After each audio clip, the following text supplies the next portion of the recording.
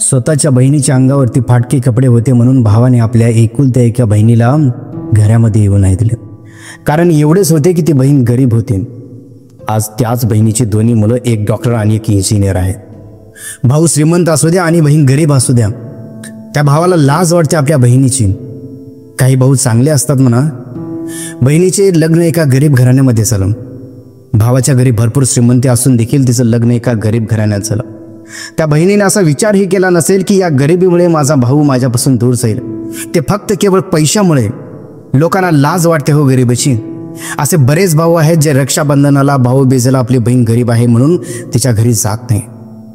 आपली कथा देखील आज अशाच बहिणीची आहे, जी श्रीमंत घराण्यात जन्माला आली आणि लग्न होऊन एका गरीब घराण्यामध्ये गेली. सुंदर मराठी कहाणी आहे, शेवटपर्यंत नक्की बघा. सदर घटना काल्पनिक असून तिचा कुठल्याही सत्य घटनेशी अथवा जीवित किंवा मृत व्यक्तीशी कसलाही संबंध नाही. ही कथा केवळ मनोरंजनाच्या उद्देशाने लिहिली गेलेली असून कुठल्याही प्रकारची अंधश्रद्धा पसरविण्याचा आमचा हेतू नाही. धन्यवाद. दिसायला खूप सुंदर होती, मनाने पण खूप चांगली होती. मन मिळावू स्वभाव होता, मोकळ्या मनाची होते. जेव्हा मोठ्या भावाने तिचं लग्न करून दिलं तेव्हा लग्न झाल्यावर सासरी नांदायला गेली. परंतु परिस्थिती गरिबीची हे लक्षात येताच भावाने हळूहळू बहिणीकडे जाणं कमी केलं. हे बहिणीच्या लक्षात येतच होतं.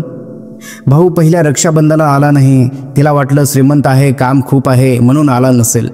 पण भाऊबीजेला देखील तो आला नाही. भावाने तिला फोन करून बोलावलो सुद्धा नाही. मग बहीण आपल्याच मनात म्हणत राहिली, जाऊ दे, एकटाच आहे, काम खूप आहे म्हणून आला नसेल, जमलं नसेल यायला, असं म्हणून ती स्वतःला समजावत होती. रक्षाबंधन, मग भाऊबीज असे करून प्रत्येक वर्षी बहीण आपल्या भावाची वाट पाहत होती. पण भाऊ काय तिच्याकडे येत नव्हता. साधा तिला फोनही करून विचारपूस करत नव्हता, कारण त्याच्याकडे भरपूर पैसा होता. तो जास्ती पैशाला किंमत देत असे, बहिणीला किंवा कोणत्या नातेवाईकाला नाही. तर त्याच्यासाठी फक्त पैसाच एक मौल्यवान होता. असाच बराच काळ लोटला गेला. बहिणीला 2 मुले झाली, तरीही भाऊ बहिणीकडे आला नाही. आता या गोष्टीला मात्र 20 वर्ष पूर्ण झाली होती. बिचारी गरीब होती पण स्वाभिमानी होती. काही नको होतं तिला, पण तिला नेहमी भावाची आठवण यायची. नवऱ्याला मात्र भावाचं नाव काढलेलं देखील आवडायचं नाही. तोही स्वाभिमानी होता. साहजिकच त्याला वाटायचं, ज्याला आपल्या बहिणीची लाज वाटते मग त्याचा विचार कशाला करायचा. बिचारी नवऱ्यापासून चोरून चोरून भावाचा फोटो पाहत राहायची. मग तिला आपल्या भावाची खूप आठवण यायची, आईवडिलांची आठवण यायची, लहानपणीच्या आठवणी मनात पुन्हा एकदा घर करायच्या. तिला ते सगळं आठवायचं. लहानपणी बाबा जेव्हा दादाला मारायचे तेव्हा ती त्याला बाबाच्या मारापासून वाचवायची. तेवढेच नाही तर काही खाऊ असेल तर ते दोघी मिळून मिसळून खायचे. हे सगळं आठवण तिला पुन्हा पुन्हा रडू येऊ लागलं. मनातल्या मनातच म्हणायची, किती बदलला रे दादा तू. लहानपणी वाटलं नव्हतं की तू मला एवढं अंतर देशील. तुला माणसापेक्षा जास्त पैसा जवळचा वाटतोय. तू फक्त केवळ आणि केवळ या पैशासाठी मला तुझ्यापासून दूर केलायस. मग भाऊजाईची आठवण यायची. बिचारी चांगली होती, पण कधी कधी मनातून असं वाटायचं की जर आता रक्ताचीच नाती बदलली असतील तर भाऊजाईचा काय भरोसा आहे. आता तिचाही स्वभाव तसाच असेल म्हणून कशावरून. जर आपल्याच भावाला आपली लाज वाटते तर तिला काय नाव ठेवायचं. ती म्हणायची, दादा मामा झाला तरी देखील त्यानं भाच्याचं तोंड पाहिलं नाही. एके दिवशी त्या गरीब बहिणीला आपल्या भावाची खूप आठवण येते. ती आठवण काढून रडत असते. त्यावेळेस त्या बहिणीने आपल्या भावाला फोन करण्याचा प्रयत्न केला. असा विचार केला, कदाचित माझा भाऊ मला विसरला असेल, परंतु मी तर त्याला विसरले नाही ना. एके दिवशी त्या गरीब बहिणीने आपल्या श्रीमंत भावाला फोन केला. त्यावेळेस तिच्या भावाने तिचा फोन उचलला नाही. तिने बार प्रयत्न केला फोन करण्याचा, तरीही त्या श्रीमंत भावाने आपल्या बहिणीचा फोन उचलला नाही. त्या गरीब बहिणीला आता मात्र काहीच कळत नव्हतं की आता काय करावं. माझा भाऊ, माझा दादा फोन का उचलत नाही.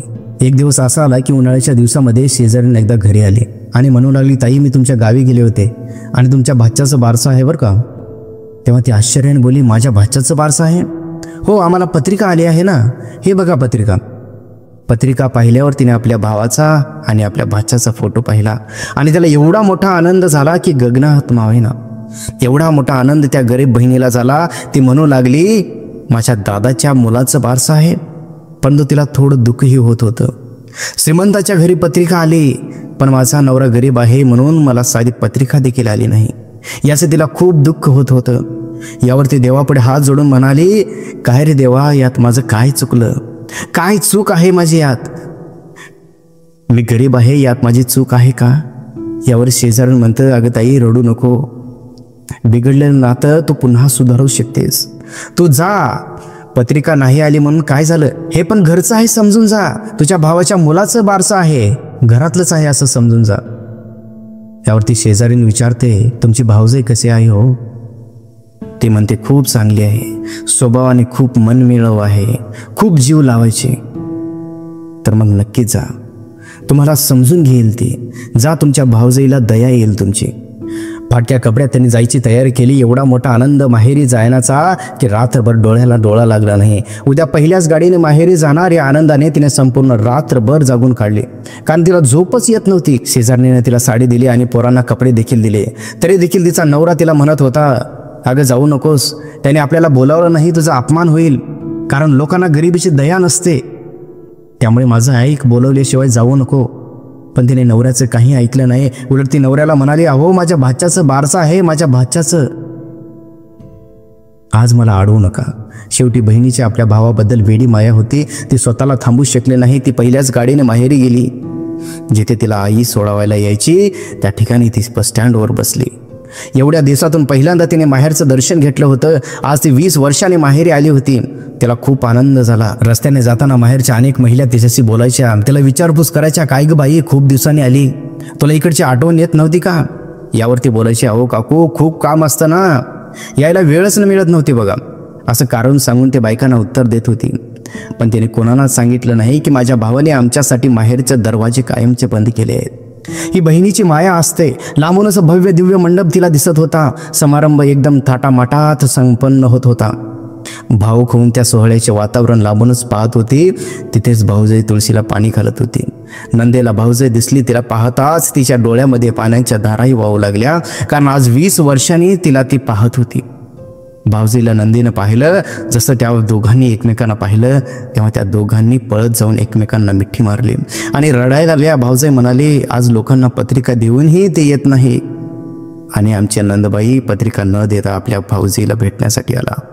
भाऊजाईने नंदेचे पाय धुतले आणि म्हणाले, नवीन साडी काढून ठेवली आहे तुमच्यासाठी, चला लवकर साडी नेसा.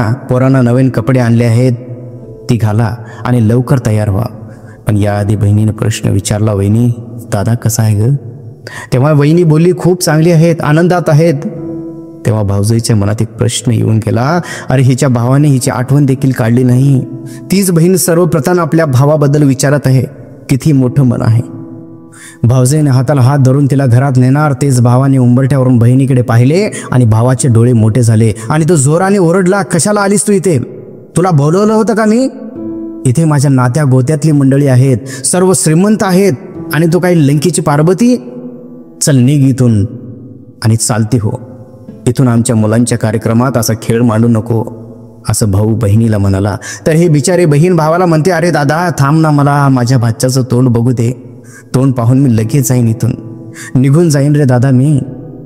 भाऊ म्हणतो, नाही नाही, लगेच आली तशी चालती हो. पण बहीण काय ऐकायला तयार नव्हती. बिचारी रडत म्हणायची, फक्त माझ्या भाच्याचं तोंड बघू दे रे दादा. मंडपाच्या बाजूलाच गाईचा गोठा होता. तोंडच पाहायचे ना तुला, मग इथून गोट्याच्या खिडकीतून बघ, पण इथं माझ्या मंडपात येऊन 4 चौघाच्या मध्ये माझी इज्जत घालू नकोस. असं म्हणत भावाने त्या गोठ्याचा दरवाजा उघडला. बहिणीला आणि तिच्या दोन्ही मुलांना म्हणाला, इथून बघा. बिचारीला खिडकीतून फक्त भावाच्या मुलाचा चेहरा दिसत होता, पण तो थाटामाटात पाहून तिला खूप आनंद होत होता. कार्यक्रम झाला. सगळेजण जेवण करून घरी गेले. मग सगळ्यात शेवटी भाऊजाईने गोठ्याचा दरवाजा खोलून तिघांना गोठ्याच्या बाहेर काढलं आणि म्हणाले, बाई मला माफ करा, चुकलं हो माझ्या नवऱ्याचं. तर ते ठीक आहे असे म्हणत पटकन तिथून निघून गेली. परत कधीच भावाच्या भेटीला आली नाही. घरी जात असताना दोन्ही मुले वेड्यासारखं आपल्या आईला विचारत होती, अगं आई सांग ना, तो माणूस कोण होता जो तुला जोर जोरात ओरडत होता? त्या बिचारीला प्रश्न पडला. आता त्यांना काय सांगावं, हा तुमचा मामा आहे म्हणून. त्या बिचाऱ्या मुलांनी आपल्या मामाचा चेहरा पाहिल्यापासून त्याने जिद्दीने चिकाटीने अभ्यास केला आणि ज्या बहिणीला गरीब आहे म्हणून गोट्यात बसवलं, त्याच बहिणीचे दोन्ही मुलं आज एक इंजिनियर आणि एक डॉक्टर झाला होता. ज्या भावाने अंगावरती चांगले कपडे नाही, सोनं नाही म्हणून गोट्यात बसवलं होतं, तोच भाऊ आता बहिणीला या कधीतरी गरीबाच्या घरी जेवायला असा विनवणी करत होता. तर बहीण बोलायची, येईन रे दादा एक दिवस. आणि तो दिवस आता उजडला होता. ती बहीण आपल्या भावाच्या घरी गेली. बसायला पाट, जेवायला ताट ठेवला. बहीण आवाज देऊन म्हणते, दादा एक ताट आण रे आणि एक पाट पण आण. तर भाऊ विचारतो, कशाला ग ताई? बहीण म्हणते, तू आण तर. भावाने ताट आणि पाट आणला. बहिणीने पाटावर ताट ठेवले आणि भाऊ विचारतोय, अगं ताई काय करत आहेस? यावर बहीण म्हणते, अरे दादा तू थांब ना. तिने गळ्यातले सर्व दागिने काढले आणि ताटामध्ये ठेवले. हे सर्व पाहून भाऊजे म्हणते, बाई तुम्ही का करत आहात? तेव्हा नंदबाई बोलते, अगं तू थांब ना, माझ्या भावाला जीव घालते ग जीव. तेव्हा भाऊ बोलतो, अगं बाई हे तर सोनं आहे, सोनं. सोनं कोण खातं का? तेव्हा बहीण म्हणू लागली, दादा तुला आठवतं का, जेव्हा मी मुलाच्या बारशाला आलं होते तेव्हा माझ्याकडे हेच नव्हतं म्हणून तू मला गाईच्या गोठ्यामध्ये बसवलं होतं आणि आज तू मला जेवायला बोलवलं नसतं, पण आज हे सगळं काही आहे म्हणून तू मला जेवायला बोलवलं. माझ्या पोराने कष्ट करून हा डोंगर उभा केला आहे म्हणून तू आज माझा सन्मान करतोस. आज तू तुझ्या बहिणीला नाही तर श्रीमंत पोराच्या श्रीमंत आईला जेवायला बोलवलंय. तुझ्यासाठी तुझ्या बहिणीपेक्षा तुला हे सर्व तर महत्त्वाचं आहे ना. एवढं बोलून ती बहीण तिथून निघून जाते. मित्रांनो, आजच्या जगामध्ये माणसाची किंमत त्याच्याकडे असलेल्या श्रीमंतीवरून ठरते, हेच खरं आहे. तर ही कथा आपल्याला कशी वाटली आम्हाला कमेंट बॉक्समध्ये नक्की सांगा. तर व्हिडिओ आवडला असेल तरी एक लाईक जरूर करा आणि हां शेअरही करा. तर चला आपण भेटूया आणखीन असेच नवीन व्हिडिओमध्ये.